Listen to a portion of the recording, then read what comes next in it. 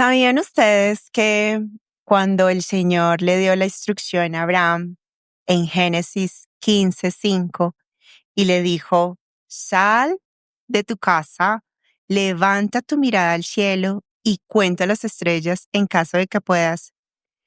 Incluyó un acto numérico, contar las estrellas en caso de que alguno de ustedes hubiese intentado hacerlo.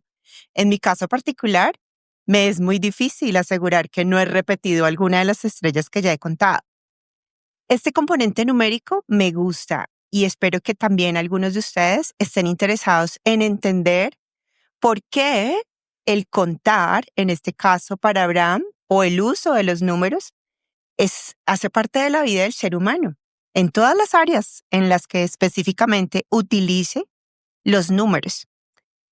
Es así como hoy vamos a tener un espacio muy cómodo, seguro, con un invitado muy especial que nos va a ayudar a entender cómo insertamos esos números en distintas aplicaciones de nuestra vida, bien sea si tú eres un emprendedor, bien sea si tu interés es entender de entrada cómo articular negocios, ¿cierto? Pero bajo la perspectiva de Dios. Carlos, te doy la bienvenida. Muchas gracias, Liliana. Muy contento de estar aquí. Ok, yo complacida de que podamos aprender contigo. Para aquellos que no te conocen, ¿quién es Carlos? Bueno, Carlos, yo soy nacido aquí en Bogotá. Tengo 2 hijos grandes ya. Soy economista de profesión y hablando de números, siempre estuve con los números porque empecé trabajando en un banco y hice una maestría de finanzas en Inglaterra y un MBA que tiene que ver con números. Entonces, tu cita de Abraham es muy pertinente. Todavía estoy contando las estrellas, yo creo que uno termina contándoselas toda la vida, está contando. Y trabajé en banca y banca de inversión toda la vida, pero también empecé a enseñar hace ya unos años. Y actualmente enseño en un MBA en Bucaramanga. Wow, tienes unas credenciales muy impresionantes. Y eso en tu rol profesional, ¿cierto? Sí, ¿Y te identificas con alguna convicción? sí, pues mi historia de fe es muy particular porque yo me declaro un workaholic. Sin embargo, siempre, digamos, mi meta era ser banquero de inversión, trabajar en el Citi, todo este tipo de cosas. Y realmente mi encuentro con la fe fue un poco tarde, a los 30 y pico de años, 34 años. Y mi esposa fue la que lo logró, pues mi esposa con sus oraciones. Yo era una persona muy pragmática, muy de números, muy de modelos, muy de lo que se puede probar, muy racional. Y mi esposa sí es cristiana desde hace mucho tiempo. Y ella empezó a orar por mí, pues, desde ella dice que unos 10 años. Nosotros por cuestiones de trabajo, yo fui a ir a Bucaramanga, y ahí estaba en una entidad financiera, y, mi esposa iba a la iglesia, y nuestros 2 hijos estaba pequeña. Y a mí me parecía, fabuloso que ella fuera los domingos a iglesia, porque entonces yo me iba a al club, me parecía, pues, fantástico el tema, ¿no? Libre, era libre, ¿no? Sin embargo, pues ella muy hábil me dejaba la Biblia y como yo soy como lector, entonces pues empezaba como a mirar. Pero un día me hizo una jugada así bien maravillosa. Me mandó a mi hijo era pequeño en esa época, y me dijo, papá, si tú no vas hoy a la iglesia, pues yo tampoco voy. Entonces yo no me di cuenta que ella estaba haciendo esto tras bambalinas, y allá fui a dar. Y desde ese día, pues, soy cristiano, unos, no sé, 30 años. Pero mi primer encuentro con él y durante mucho tiempo fue alrededor como de la lógica, como tenía como ese tema de finanzas y los números en mi cabeza. Entonces mis primeros años fueron como de mucho estudio, y realmente poca relación, ¿no? Eso fue ya cambiando con el tiempo. Wow. Mira que mencionas dos temas importantes. Animas a las mujeres de fe que Así aún sus es, parejas así no han es. tomado su decisión de que sí es posible, que Así vale la es, pena cada oración que se hace con este fin. así es. Y dos, que aquellos que somos racionales, aquellos que tenemos esos credenciales académicas como las que tú tienes, Sí. también nos rendimos delante del Señor. Así es, y realmente este proceso yo abordé, digamos, el tema del cristianismo, obviamente por el ejemplo de mi esposa, pero lo abordaba como abordaba las finanzas y como si fuera un material de estudio. Entonces leía muchos libros, como dónde está la prueba de las cosas, y estuve como muy inquieto en el sentido de pensar cómo podía ser mi fe en mi trabajo, porque yo tenía en mi cabeza que para ser un verdadero cristiano uno tenía que ser como pastor o alguna cosa de ese estilo. Me identifico contigo. Entonces dije, bueno, ¿y esto cómo podrá ser que yo lleve mi fe a mi trabajo? Entonces empecé a leer sobre eso. Y en inglés se llama God in the Marketplace, o Dios y los negocios.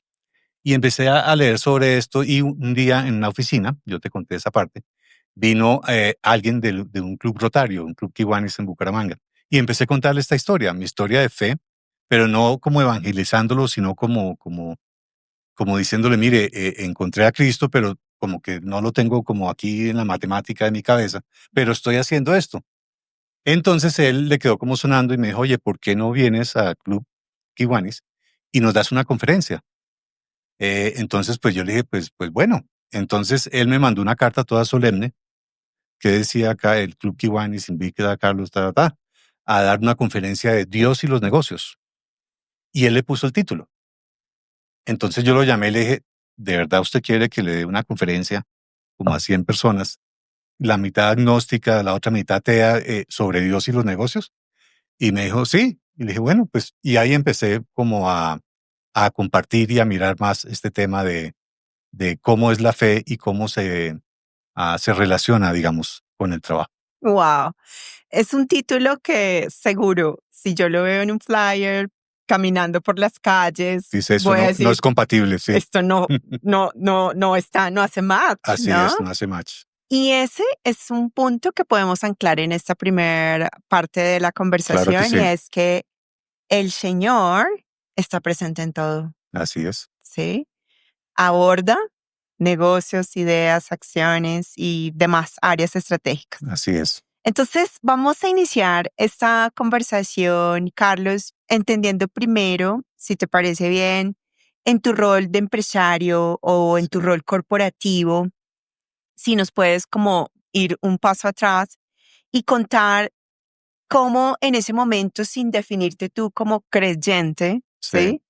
¿Hablabas de fe? ¿Definías la fe de alguna manera? Pues sabes que es una buena pregunta porque yo me confundí mucho, porque se supone que uno debe evangelizar y dar fe de su fe, ¿no? Pero tenía en la cabeza que era un tema de, bueno, hagamos un estudio bíblico o el que entre por mi oficina le echo el mensaje de Jesús. O por el otro lado también era un tema de cumplir reglas. Entonces, que uno tiene que ser ético, lo que los 10 mandamientos, que cosas de ese estilo. Entonces, fue muy como académico, como te decía, ¿no? Y obviamente, pues mi tema de transmitir mi fe como regular en ese sentido. Pero entonces sí me puse como a investigar como, bueno, cómo debería ser. Y lo primero que encontré fue en Génesis. En Génesis dice que Dios creó el agua, el mar, bueno, los 7 pasos, y a nosotros, y nos dio como el mandato de cuidar lo que Él creó. Y eso se llama mayordomía. Y eso tiene un nombre técnico que se llama el mandato cultural, ¿sí? Entonces hay un mandato para evangelizar, pero hay un mandato cultural. Entonces eso a mí me tramó muchísimo, porque en últimas nuestra función en las organizaciones es de cuidar y de hacer florecer, ¿sí? Entonces es como un stewardship, ¿sí? Sí. Entonces a mí eso de mayordomía y que estuviera ligado como con un mandato de Dios de cuidar lo que Él creó, llevó a que yo empezara a estudiar este concepto de mayordomía. En esa época no era muy, hablar de liderazgo y mayordomía no sonaba muy bien, porque en esa época el líder tiene que ser una mezcla de Batman, Superman, el que lo sabe todo y el que lo puede Autoritario. todo, sí. Sí, sí, sí. Pero hoy en día es un tema muy, muy común, ¿no? Que estamos llamados a ser mayordomos, ¿no? Y después encontré una cosa que se llama servant leadership, o sea, el liderazgo servidor, ¿no? Entonces, que el líder es una persona que sirve, ¿no? Entonces, ahí está el ejemplo de Jesús, de lavar los pies, llamémoslo así, ¿sí? Y por ahí seguí entonces investigando, y más que investigando ya fue como pasando de esa etapa en que uno es muy intelectual, pues en el caso mío, muy de leer el libro y todas estas cosas, a decir, bueno, esto es un tema como de relación, ¿no? Es un tema de que uno tiene unos dones y unos talentos que no son de uno. Entonces uno es mayordomo no solamente de su puesto, sino de todo. Nada es de uno, digámoslo así, pero uno está llamado a cuidar todo y hacer multiplicar todo. Entonces, ese fue mi primer encuentro real de Biblia. Te vas a morir de la risa, porque estábamos en una crisis terrible en nuestra empresa. Era una época de dificultades económicas en el país y bueno, y yo trabajaba en una empresa que tiene como 900 socios o algo así, de hombres de negocios de esa región, Ok. que hace proyectos de empresa. Y estábamos pues muy mal, teníamos que reestructurar la deuda y todo esto. Y yo me acuerdo que le dije a mi jefe, que era el presidente de la compañía, le dije, no se preocupe, porque a nosotros nos va a ir bien. Entonces él se quedó como pensando y entonces yo le leí el Salmo 1, ¿sí? Entonces le dije, mire, si quieres tenlo ahí, eh, Salmo 1. Entonces ustedes se imaginan uno de gerente de una compañía en plena crisis y no sé qué, y que uno mirando a ver cómo le echa números a la cosa y cómo hace la reestructuración y el gerente le sale con el Salmo 1, ¿no? Entonces Salmo 1, en la parte que le leí, decía esto. ah, Dichoso el hombre que no sigue, bueno, le leí esta parte. Ah, Dice, es como el árbol plantado a la orilla de un río, que cuando llega su tiempo da fruto, y sus hojas jamás se marchitan. Todo cuanto hace, prospera. Entonces yo le leí eso. Le dije, esto es una promesa, y esto va a pasar con nosotros. Entonces, en plena junta directiva, pues dije eso. Yo creo que la mitad me miró como que dice, el gerente se enloqueció, Sí. ¿sí? ¿En manos de quién Sí, estamos? en manos de quién estamos. Sin embargo, yo no sentí en ese momento lo que a veces sentía que me daba pena o algo. No, simplemente surgió. Y de ahí, pues, ya otros miembros de junta después me preguntaron que eso qué era, que no sé qué tal. Y a partir de ahí, pues, ninguno como que me cuestionó negativamente, digamos, ¿no? Ni ninguno rechazó eso que yo decía. Y yo creo que fue como mi lanzada a la piscina oficialmente en mi trabajo, ¿no?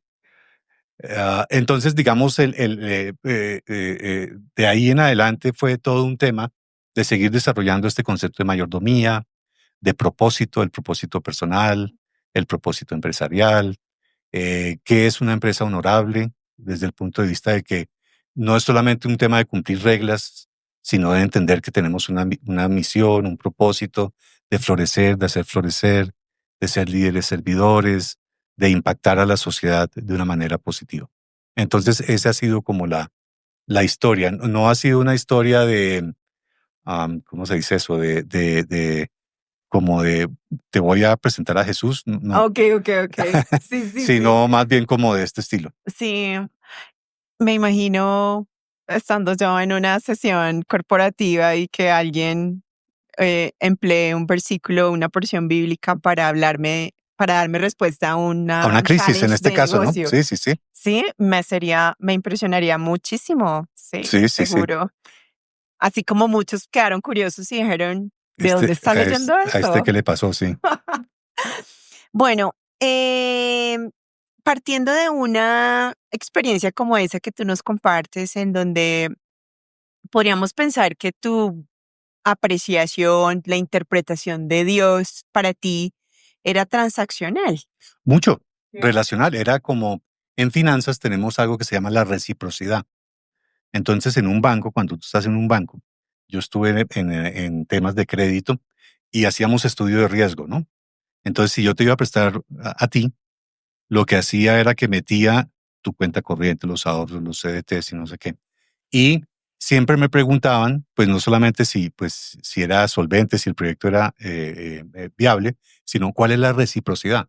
Entonces, reciprocidad es tú me das y yo te doy. O sea, si tú tienes cuentas conmigo, CDTs, manejas la nómina, le estás dando reciprocidad al banco. Entonces, claro, mi relación siempre al inicio fue transaccional. Ujú. Bueno, señor, ¿qué pasa si yo me leí los salmos toda esta semana y tú no apareces? ¿Dónde está ¿Dónde está la pasando? reciprocidad, no? Sí, ¿dónde está la reciprocidad? Y creo que aprendí de la no reciprocidad de una manera un poco dramática. ¿En qué sentido? Wow. Yo soñé toda la vida con ser banquero de inversión. Entonces, banquero de inversión es como un financiero como sofisticado. Y soñé toda la vida de estar en Nueva York, en un banco de inversión. Y compraba revistas Fortune y todas esas cosas, donde está el tipo mirando por la ventana y todo eso. Bueno, lo logré. Llegué al City, aquí, a la unidad de banca de inversión, y yo dije, bueno, aquí coroné, aquí me voy a graduar, mis sueños, Nueva York, todo este tipo de cosas. Y resulta que a las 3 de la tarde lo tenía todo, y a las 3:10 me llamaron de recursos humanos y me dijeron, Carlos, por primera vez en la historia del City, vamos a hacer una reestructuración y tú eres un feliz beneficiario de esa reestructuración. Entonces tome aquí su bono, porque usted es bueno, pero entonces le damos un bono y me encimaron una semana de un curso para conseguir empleo. Entre otras, un curso muy bueno, ¿no? De placement se llama eso, porque los primeros 3 días son como la catarsis de que lo botaron a uno de un puesto, el trauma, ¿no? Entonces todos lloramos y todas esas cosas. Pero lo que encontré allí fue algo muy, ¿cómo se dice eso? Como muy revelador para mí. Que cuando yo llegué a mi casa, descubrí que yo no sabía hablar con mi hijo, que no sabía hablar con mi esposa, porque pues un alcohólico de trabajo, pues 4 de la mañana, 8, ¿a qué horas? Y yo pensaba que técnicamente era un buen papá y un buen hijo. Y resulta que no, ¿sí? Y yo creo que esa fue como el mensaje de Dios es, mire, yo le mandé un salvavidas por acá, le dije que tratara el trabajo como con amor, que era un regalo mío, y usted no hizo caso, entonces pues se lo quito y lo tumbo de ese caballo, ¿sí?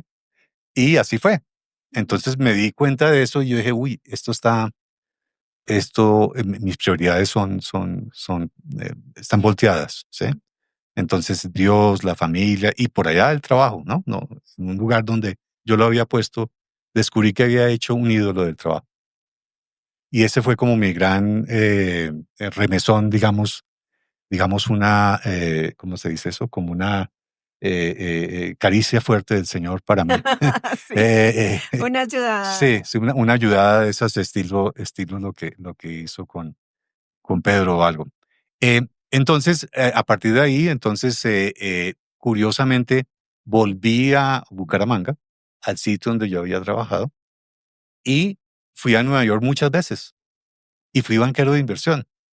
Pero lo interesante es que cuando yo fui a Nueva York a cosas de mi trabajo, fui porque estábamos quebrados y teníamos un poco de deudas con bancos extranjeros y toda esa cosa. Entonces fui como a decir, por favor, no nos ejecuten, ¿no? O sea, no nos quiebren, no nos auxilio. Entonces, mirando en retrospectiva, yo dije, claro, me mandó en el momento oportuno, porque si me manda cuando estaba en el City, ahí sí estaba perdido, porque me la hubiera creído, ¿no? Entonces, eso fue también un regalo, ¿no? Mire, tú tienes aquí, entonces y ahí te doy una cuña para personas que piensen en temas de los hombres de negocios. En Nueva York hay un tipo que se llama Timothy Keller, o había. Era un pastor presbiteriano que estaba por allá en un pueblo de Virginia y sintió el llamado de ir a proclamar la palabra de Dios en Nueva York. Sitios de banqueros, de la élite, de los racionales y todo eso. Y a mí me llamó mucho la atención ese señor. O sea, que fuera a hablar de Cristo, pues a nosotros, los financieros y los numéricos y todo ese tipo de cosas. Y como fui varias veces, pues fui varias veces a la iglesia de él y a leer los libros de él. Y este tema de Dios y los negocios que yo había visto hace mucho tiempo, él tiene un ministerio de eso, de cómo llevar, digamos, la palabra de Dios o el mensaje de Dios o el ejemplo de Dios en los negocios, ¿no? Y que estamos llamados nosotros, los cristianos, a que donde estemos seamos sal y luz, ¿no? Y que reflejemos, que esparzamos el aroma de Jesucristo y que no necesariamente es que yo lleve una Biblia debajo del brazo y te eche todo un cuento, digamos, desde el punto de vista. Y ahí creo que empezó a cambiar como mi relación desde el punto de vista de ir cambiando esa relación transaccional a entender que no es un contrato, sino un pacto, ¿no? Jesús firma es un pacto con uno y un pacto es distinto a un contrato, ¿sí? Y ese fue como To el start ir point. cambiando, ¿sí? Sí. Oye, confirmamos el buen sentido del Señor, ¿no? O sea, el humor que Él tiene, Sí. seguramente para ti fue, o sea, te dejó ser banquero. Ah, claro que sí, sí, sí, sí, sí. Solo que en una postura diferente, ¿no? Sí, sí, porque yo cuando fui allá, pues fui, pues muy golpeado Era otro, y sí, muy como pidiendo cacao y sí, como que si usted no qué me cómico. arregla esto, nos vamos a quebrar, ¿sí? De ese tamaño, ¿no? Entonces, y resulta que yo iba mucho los sábados, porque las reuniones eran como lunes y martes. Entonces iba el sábado y el domingo iba a esa iglesia. Y encontré dos cosas interesantes desde el punto de vista de la fe. Ahí yo iba a las 12 del día, iba a una iglesia en Brooklyn, se Okay, llama el Brooklyn Tabernacle Church o algo así. okay. Y era en Brooklyn, que es muy popular. Fancy. No, fancy, no, muy popular, ¿sí? Ah, Y era una iglesia que estaba en un teatro, que tenía un coro bellísimo, y era una iglesia como medio carismática, ¿no? Entonces eso que todo el mundo alza la mano, manos se arriba. abraza, Sí, besos, sí, sí. aleluya y Sin cosas de ese saber estilo. cómo ni Y el coro era espectacular. Y por la tarde iba a la iglesia de este señor. Entonces la iglesia presbiteriana es muy diferente, porque es todo formal, eso de abracito, eso no existe. Le dan a uno como la alabanza es con cello y con violín y todas estas cosas. Y era como un contraste como de, wow, aquí nos abrazamos todos, ¿sí? A la formalidad, ¿no? Pero eso me hizo ver que en ambos lados estaba Jesús. O sea, sentía lo mismo, digamos, como la misma como sentimiento de la palabra que me llegaba y todo esto. Y también empecé como a desmontarme como de que la relación con Jesús o la vida de la iglesia tiene que cumplir determinadas reglas, ¿no? ujú. Tiene que ser de esta manera, si se para, si alza la mano, si no donde se proclama la palabra, pues ahí está Él, ¿no? Entonces, esa fue un bonus adicional que me regaló el Señor ahí, Sí, sí, de la de realidad, la ¿no? realidad, sí, sí, sí. Oye, escuchándote hablar, me ayudas a mí y seguramente a algunos que nos escuchan también a recordar en esos momentos en los que cuando alguien nos pregunta, bueno, pero tú eres racional o tú eres una persona emocional. Y nosotros creo que en contados segundos nos sentimos cómodos diciendo, no, yo soy racional. Yo soy una persona lógica que toma decisiones a base de la razón. Y seguramente para el presbiteriano, ¿no? O sea, rígido, sólido, Sí, sí, sí. estructurado, decisiones basadas en evidencia, ¿no? Y tal vez para algún otro tipo de corriente o identificación está en la expresión de la emotividad, ¿no? O sea, Sí. cómo las emociones están dadas en nosotros y tenemos que convivir con ellas. Sí, yo creo que es algo como, yo leí un libro, hablando de toda esta cosa intelectual, Sí, leí un libro de un señor intelectual, que el apellido es Vidal y es español, y él dice cómo conocía a Cristo. Entonces él empieza desde el punto de vista, digamos, intelectual, que él lo tramó el cristianismo porque hizo una comparación de las promesas del Antiguo Testamento, cómo se cumplían en el Nuevo Testamento. Y dijo, uy, esto desde el punto de vista, digamos, para un tipo coherencia. racional, dice, wow, 400 años, no sé qué. Después empezó a analizar la historia. Entonces, historiadores X, Y, Z, y cómo los libros del Nuevo Testamento históricamente tenían más, digamos, fuerza de realidad que la historia, por cómo lo hacían, ¿no?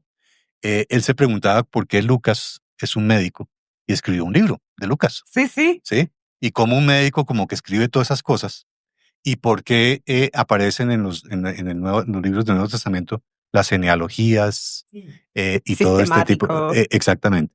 Y allí había, digamos, una explicación intelectual.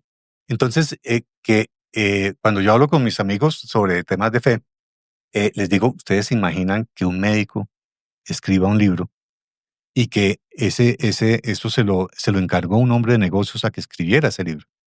Y que era un médico y que él podía atestiguar de todo, los milagros, de las genealogías, de los nombres de las personas, por qué salen los nombres de las personas, porque podían dar fe y podían averiguar si eso era cierto y todo este tipo de cosas.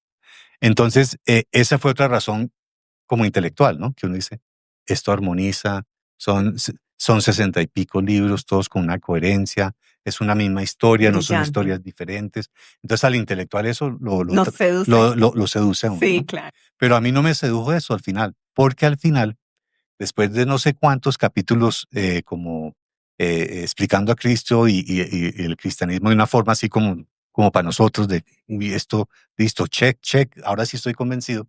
Lo que me impactó del libro, dice el último capítulo es, y yo sé que Cristo existe porque a mí me cambió. Y esa es la Oh, mejor respuesta que yo le puedo dar. qué poderoso es. Poderoso, ¿no es cierto? Funcionando, Sí, no. súper chévere. Porque después de 10 capítulos que lo llevaba uno como, uy, ahora sí, tengo todas las pruebas, por decirlo de alguna manera, el último capítulo es de su encuentro personal, de cómo él cambió y cómo cambió su corazón cuando recibió a Jesús en su corazón. Y yo creo que ese es como el andar de todos, ¿no? De alguna manera, ¿no? Todos empezamos o con una emoción o con una racionalización, como en el caso mío, pero al final, el mejor testimonio no es el que uno dicte Salmo 1, sino, mira, cambió mi vida.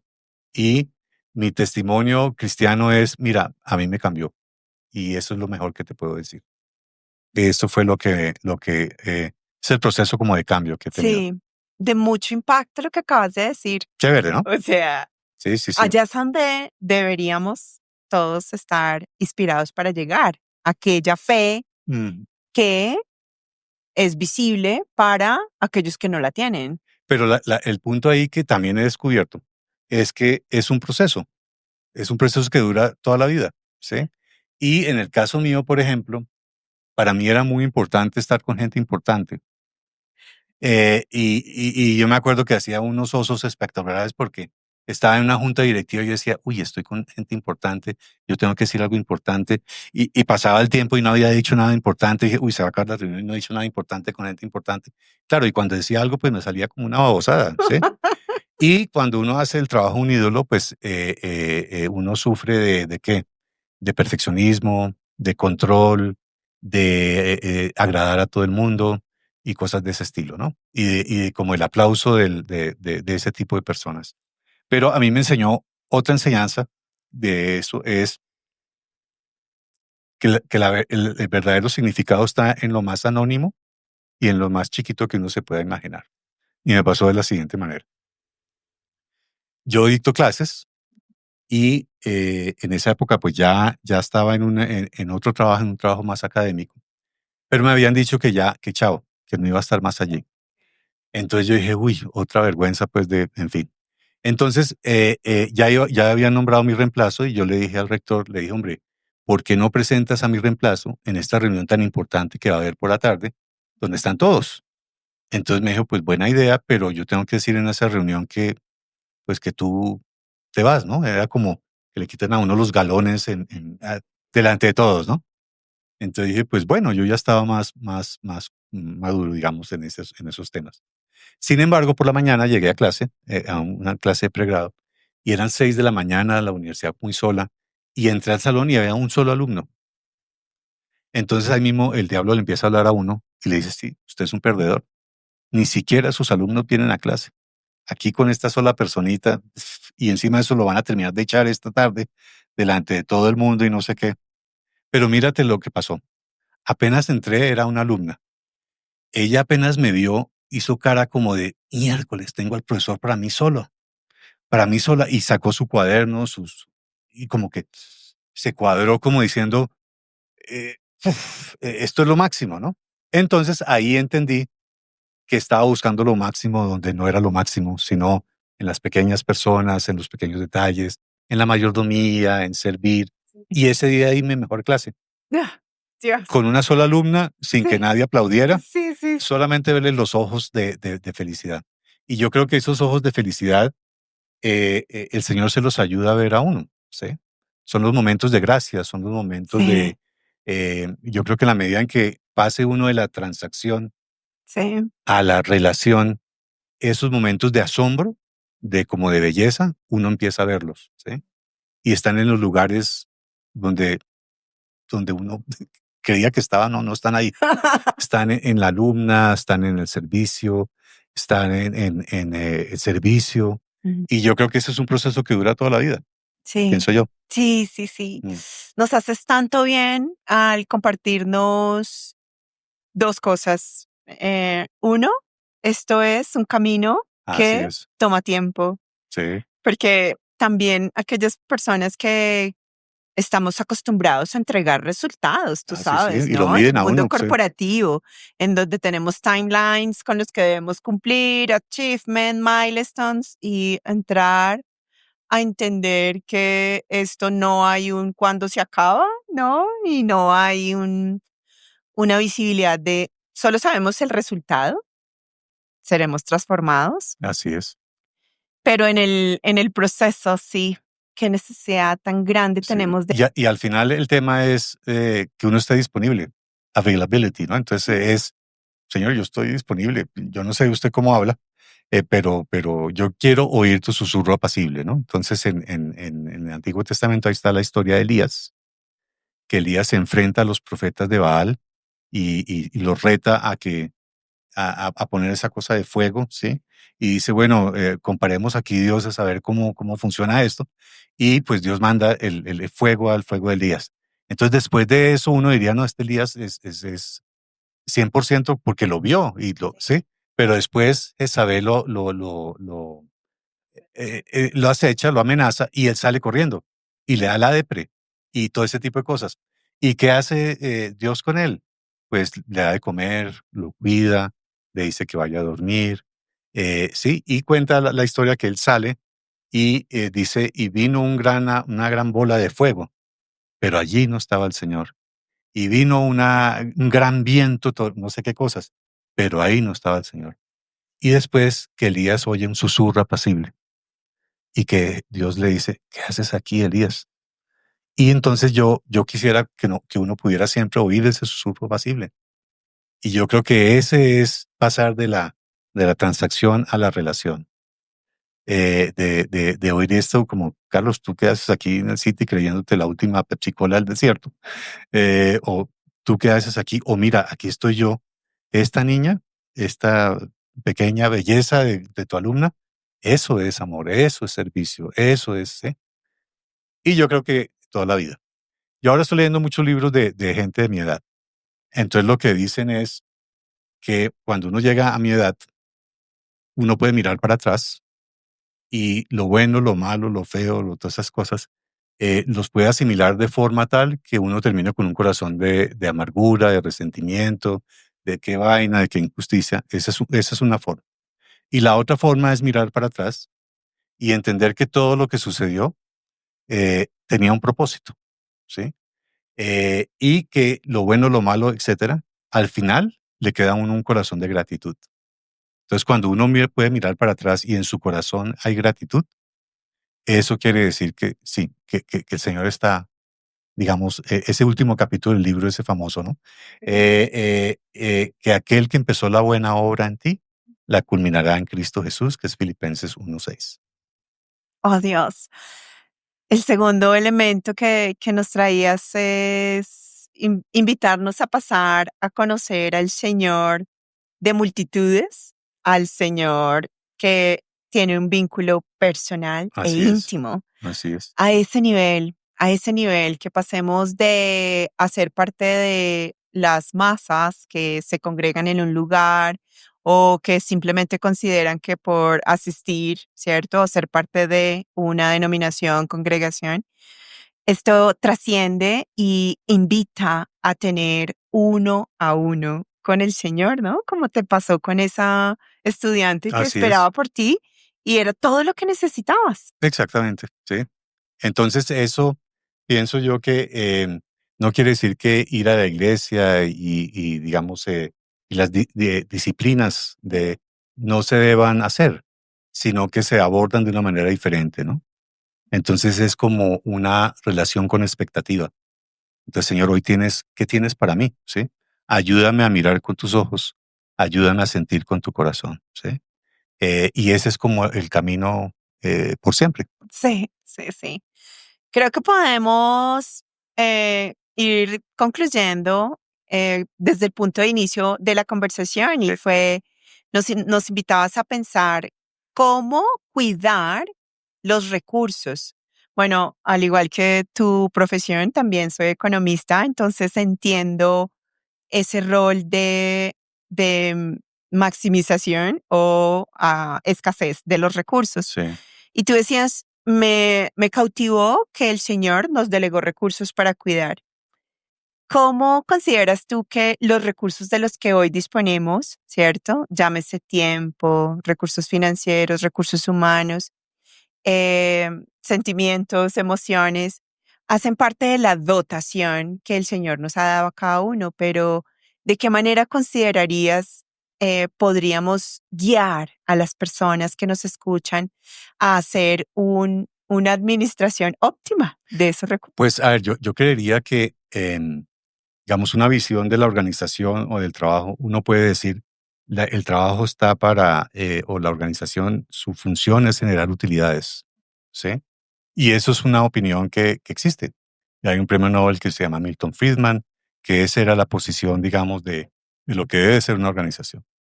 Pero entonces ahora lo que uno podría decir, hablando del foco o de lo que uno dice, bueno, ¿cómo nado en esa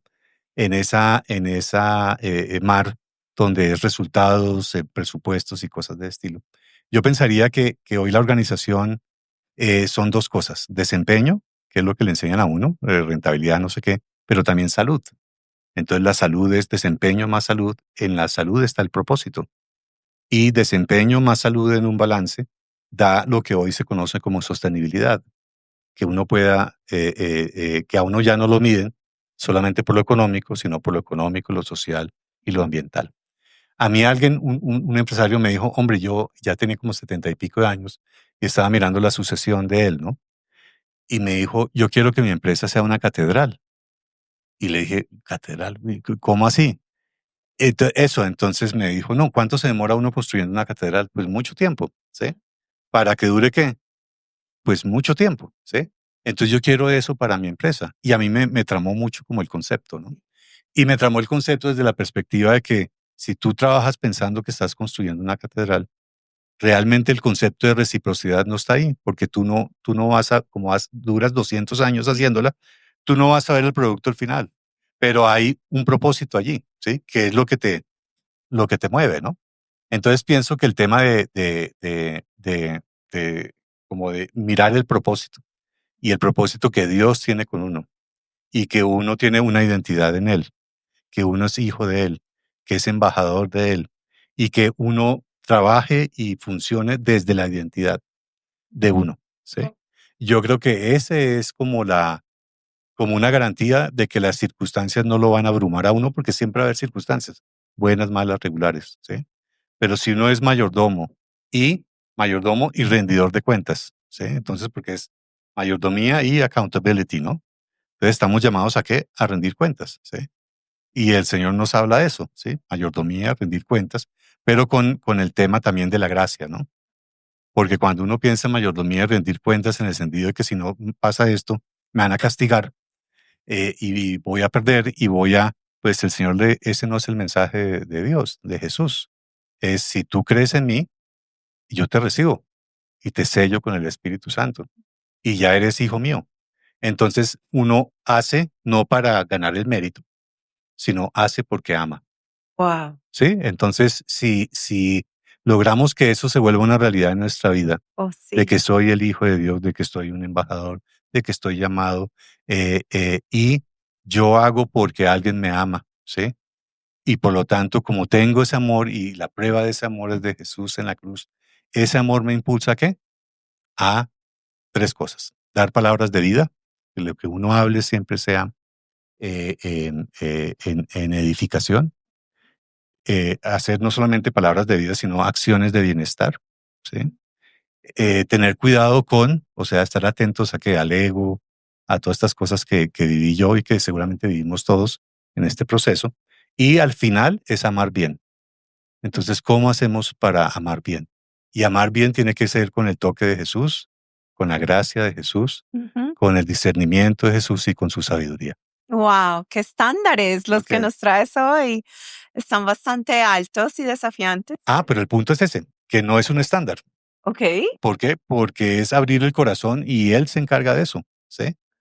Es estar como dispuestos, ¿sí? Entonces, mira, Señor, pues tú eres mi papá, tú eres no sé qué, nada me separará del amor tuyo, ni la vida, ni la muerte, ni lo alto, ni lo profundo. Eh, Tú tienes un propósito para conmigo que es mayor de lo que yo pueda pensar. Aquí estoy. Y aquí que estoy, donde esté. Entonces, con economistas, con las finanzas, con donde yo esté, yo sé que tú tienes un propósito para conmigo. Oh, sí.